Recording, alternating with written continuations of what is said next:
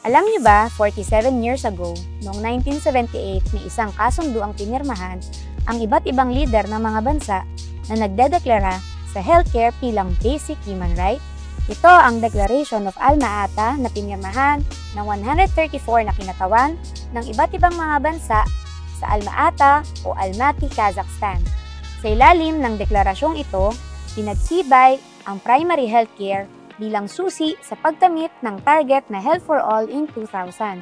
Makasaysayan din ang deklarasyong ito sa pagkilala sa social determinants of health o yung mga non-medical factors na may epekto rin sa kalusugan ng isang individual. Ilan sa mga salik na ito ang kahirapan, kawalan ng desenteng trabaho, kawalan ng nakabubuhay na sahod, pabahay at edukasyon. Kaya kahit pasabihin natin na magkaroon ng maraming doktor at ospital sa bansa, kung hindi natutugunan ng ugat ng mga isyong panlipunan, hindi pa rin naman natin tunay na masasabi na malusog na ang mga mamamayan. 25 taon na ang nakalilipas mula sa target year ng Health for All. Pero hanggang ngayon, ramdam pa rin natin ang mga barriers para tunay na makamit ang karapatan sa kalusugan. Lalo pang naging inaccessible ang health service dahil sa pagiging commercialized at privatized ng serbisyong ito. Laganap pa rin ang kahirapan at ang kawalan ng nakabubuhay na sahod.